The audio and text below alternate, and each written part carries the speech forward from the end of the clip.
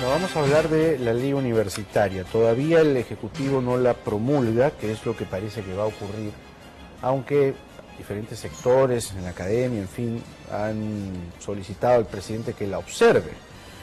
En un reciente artículo, el educador León Trattenberg ha desmenuzado, digamos, algunos puntos críticos de esta ley, pero vamos a tocar el tema con los estudiantes. Están aquí dos de ellos, Julio Cáceda, que preside la Federación de Estudiantes de la Católica, y Michael Ortiz, que es presidente de la Federación de Estudiantes del Perú. Gracias por estar aquí. Muy buenos días a los dos. Buenos días. Hay puntos, digamos, polémicos que creo yo que deberían centrar la conversación de hoy para que el público entienda dónde está la discrepancia, ¿no? Porque creo que el objetivo de todos es que la educación universitaria sea mejor. Creo que en eso nadie discute, digamos, ¿no? Pero se habla de el voto universal, se habla, por ejemplo, que la ley universitaria no funcionará si el Ministerio de Educación no invierte, en fin. El punto más crítico quizá, y el que las autoridades han levantado, ha sido el de la intervención política, ¿no? Se dice que el gobierno ahora tiene una injerencia directa sobre las universidades y que la autonomía con esto se ha ido al diablo. ¿Coinciden con ese argumento ustedes? A ver, lo primero que tenemos que partir es acerca de qué entienden las personas que defienden esa posición por autonomía, ¿no? De hecho, uno puede preguntarle a los estudiantes de la mayoría de universidades si es que realmente consideran que en su universidad, porque la autonomía es el gobierno de la universidad, realmente se autogobierna. Le van a decir que no. ¿Por qué? Porque hay muchas mafias en el sector público y no hay gobierno democrático en las universidades, la mayoría de universidades privadas que son con fines de lucro, ¿no? Entonces no hay una real autonomía. En segundo lugar, el tema es que lo que plantea un organismo regulador es que el Estado sea garante del derecho de todos de una educación de calidad. Entonces, en ese sentido, lo que hace un organismo es sentar las bases mínimas para que sea una universidad verdaderamente, porque ahorita están funcionando instituciones que no son universidades realmente, son cualquier cosa menos universidad. Entonces, en ese sentido, no hay una intervención a partir de un organismo. Esto sucede en todos los países latinoamericanos. En los mejores países como Chile y Brasil, tienen organismos que dependen directamente del Ministerio de Educación.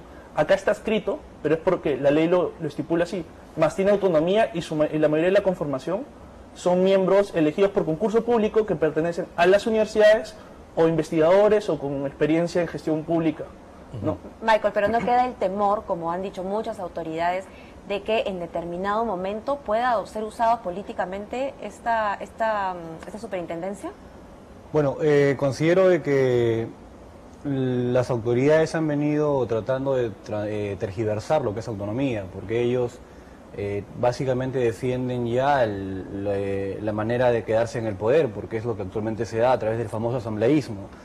Se habla mucho, por ejemplo, hace poco dio en una conferencia de prensa el presidente de la ANR diciendo de que prácticamente se le entrega a Sendero las universidades por la figura de voto universal, ¿no? Es algo bastante lamentable porque ese pedido, esa exigencia es el estudiantado de hace mucho tiempo atrás, e inclusive en universidades públicas, en 3 en el país, ya se da lo que es el voto universal y ahí no hay presencia pues de Sendero ni de Movadef, ¿no? Entonces el voto universal lo que va a permitir en cierta medida es democratizar un poco más la elección de autoridades. Y también vemos acá por otro lado, por ejemplo, la empresa privada que dice puede defender la autonomía para que no exista ningún tipo de injerencia por parte del Estado en controlar prácticamente el lucro que hacen ellos con la educación. Entonces, son diferentes versiones que se da, mientras que el estudiantado plantea una autonomía con la finalidad de que la universidad tenga la libre potestad de poder, por ejemplo, desarrollar sus currículas, sus planes de estudio, ¿no? Y con la finalidad, claro, de poder dar solución a la problemática del país, ¿no? Otro punto que las autoridades actuales, es decir, los que están en contra de la ley Mora o la ley universitaria, dicen que ahora, con lo que plantea esta ley, finalmente el que va a pagar las consecuencias de tanto, digamos, la tesis o que la planilla docente fija aumente de 15 a 25%, todo eso se le va a cargar al alumno y el alumno va a terminar pagando mucho más de lo que paga hoy en día. ¿Qué crees tú? A ver, yo creo que hay 3 puntos importantes. El primero es que las universidades públicas eso no va a suceder porque hay fondos públicos, hay a veces malutilización de los fondos públicos, pero también se tiene que invertir más en las universidades. Eso es claramente... Lo que dice la ley es que, digamos, en el caso de la universidad pública no está muy claro, y eso esperemos que esté en el reglamento, ¿no? Pero no está muy claro cómo es que finalmente ese dinero va a llegar a las digamos, los nuevos tópicos que se están creando en esta ley, ¿no? Los profesores, etc. En realidad hay un plan incluso de fortalecimiento de primero 2 universidades, ¿no? 2 universidades públicas emblemáticas de diferentes regiones. Y un plan así va a estar repitiéndose para ir yendo a las 56 universidades. El segundo punto es que incluso acá se habla de que el Estado va a dar fondos públicos a las universidades en general para investigación y para mejorar su calidad. Entonces, ese es un punto importante también. Y el tercer punto, creo yo, que es el tema de que dicen, sí, pues van a subir las pensiones. No, a ver, hay universidades emblemáticas, privadas, con fines de lucro, que retiran utilidades por más de 60 millones de soles. Esos 60 millones ya no se le van a poder dar al bolsillo, sino van a tener que invertir en la calidad. O sea, lo que están diciendo finalmente es, te damos servicios de mala calidad, barato. O sea, démosle a la gente servicios baratos, de mala calidad y estafémoslo. Porque hay estudios claramente, por ejemplo, el presidente del BCR, Gustavo Yamada, que habla de que en las universidades hay muchas que no están cumpliendo sus fines, incluso están estafando a la gente. Entonces ahí está claramente que es necesario invertir y que no va a haber esa relación, sino que ya no retires tantas utilidades, ¿no? Incluso nosotros nos oponemos a los fines de lucro justamente por ese problema, ¿no? Bien, hay algunos que piensan que esta nueva medida en la que se le obliga al alumno a hacer una tesis para poder tener su bachillerato es un tanto arcaica, porque los tiempos ahora pues ya son diferentes, ¿no? El alumno ya antes de la mitad de la carrera pues ya está trabajando y la universidad debería darle facilidades. ¿Ustedes qué piensan? Bueno, el bachiller es un grado académico más como la maestría, el doctorado, y para poder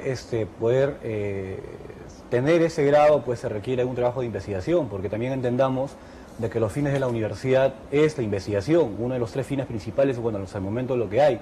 Y si es que el estudiante no tiene esa caracterización de investigar en una universidad, al menos con un trabajo de investigación que tiene, claro está, que ir acompañado en la currícula desde los primeros años y no simplemente en los últimos años, estaríamos dejando una función muy importante de la universidad.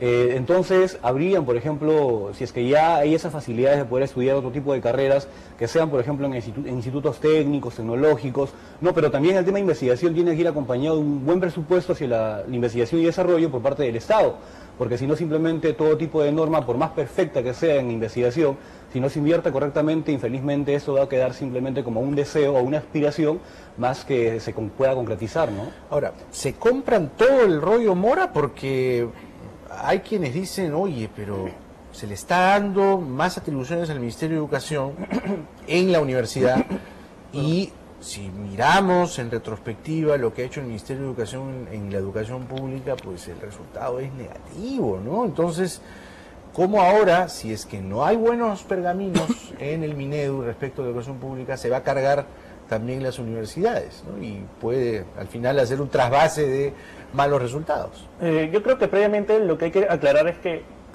nosotros no venimos a defender al congresista Mora. El proyecto que ha salido aprobado no es el proyecto inicial del dictamen de la comisión, es otro proyecto que ha recogido aportes de intelectuales, incluso ha recogido algunos aportes, no obviamente todos, porque a nosotros nos gustaría que se recoja todo lo que habíamos propuesto. Pero apoyan la ley. Apoyamos que hay una nueva ley universitaria, ¿no?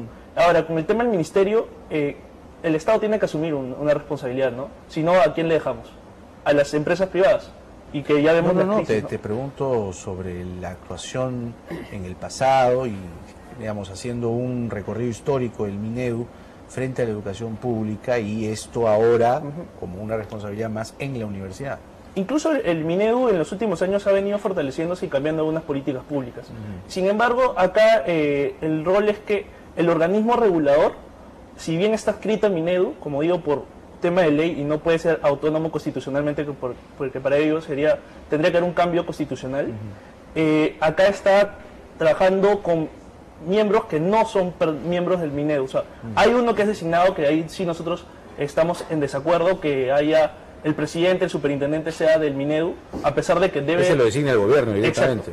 Entonces, a pesar de que debe llevar el mandato del consejo directivo, nosotros creemos que debería salir el presidente, el superintendente del mismo consejo directivo, que está conformado por 7 personas, ¿no? Entonces, hay 5 personas que el concurso público y los requisitos que se piden van a garantizar, digamos, el alto perfil de estas personas, que van a ser las encargadas, ¿no? ¿Con qué punto de esta ley los estudiantes no están de acuerdo y en todo caso, ¿qué les hubiese gustado que sí diga esta ley? Bueno, mire, en esencia, el día de ayer hemos tenido una reunión y acá hay una gran disconformidad, primero porque se permite o se continúa con la mercantilización de la educación. Esa mercantilización está respaldada por un famoso decreto, el 882, que ha sido aprobado en el año 96, y pues que se ha visto un crecimiento exagerado de universidades privadas, pero con fines de lucro. Como estudiantes no estamos en contra de la inversión privada, pero consideramos que la inversión privada debería estar en sectores como industria, ganadería, agricultura, la pesca, etcétera, pero no en derechos fundamentales como la educación y la salud, por ejemplo. Y con beneficios tributarios. Entonces acá lo que sucede es de que hay universidades privadas, han existido universidades privadas antes del 96, pero sin fines de lucro. La diferencia entre esas dos es en que la universidad privada con fines de lucro depende de los dueños reinvertir la totalidad.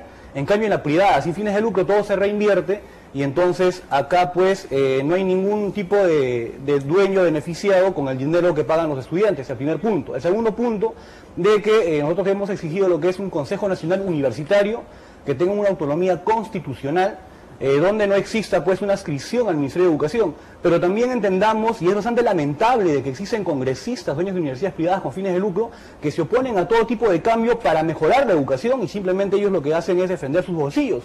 Eso se ha visto en el debate que ha habido, por ejemplo, en esto de la nueva ley universitaria, y efectivamente esos pues no han cedido, por ejemplo, el pedido estudiantil para poder constituir ese Consejo Nacional Universitario, que se requiere, por cierto, 87 votos a favor de congresistas. Y nosotros hemos notado pues de que en ese Parlamento, infelizmente, ha habido, por ejemplo, se ha aprobado esa nueva norma con 56 votos, con 46 votos en contra. Entonces, ese Consejo Nacional Universitario aún está en la agenda del estudiantado. Lo otro es de que el sistema político en el país no permite, por ejemplo, de que el Congreso tenga la capacidad de gasto, es decir, que estipule un articulado aquí en el proyecto de ley y diga que se asigne tanto porcentaje de Producto Bruto Interno hacia las universidades públicas. No lo puede hacer.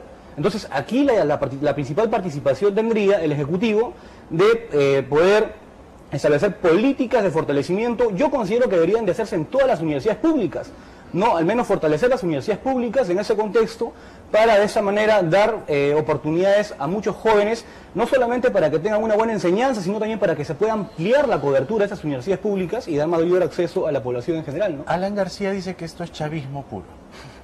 Alan García tiene intereses. Digamos, ¿qué hizo él en su gobierno para reformar la educación? Incluso en su gobierno se crearon más de 20 universidades. Entonces, y estamos viendo proliferación de universidades que en realidad lo que están haciendo es frustrar los sueños de varios peruanos que ven la educación como una forma de movilidad social, de surgir y con esperanzas, y luego se topan con una pared dándose cuenta que la educación, su título, no vale nada. En cortito, ¿ustedes piensan que este proyecto, o que ya ha sido aprobado, por lo menos por el Congreso, va a mejorar la calidad de educación en este país? ¿Ustedes confían en eso? Bueno, yo creo que es un primer paso, ¿no? Yo creo que es un paliativo, básicamente. Hay cosas observables dentro de ese proyecto de ley, pero consideramos de que tenemos que seguir avanzando en ese proceso bastante complejo, ¿no? El tema del lucro, el presupuesto, tenemos que nosotros como estudiantes seguir insistiendo en ello. No podemos quedarnos simplemente ahí por el hecho de que se apruebe esa norma, ¿no? Seguimos trabajando nosotros en ese proceso. Julio Cáceda, presidente de la Federación de Estudiantes de la Católica, y Michael Ortiz, presidente de la FED, gracias por estar aquí. Gracias a ustedes. Vamos a ver qué pasa finalmente. En esta semana debería el gobierno promulgar esta ley, o en todo caso observarla, que es poco probable, pero en fin, seguiremos el tema en los días que vienen. 7:42, vamos a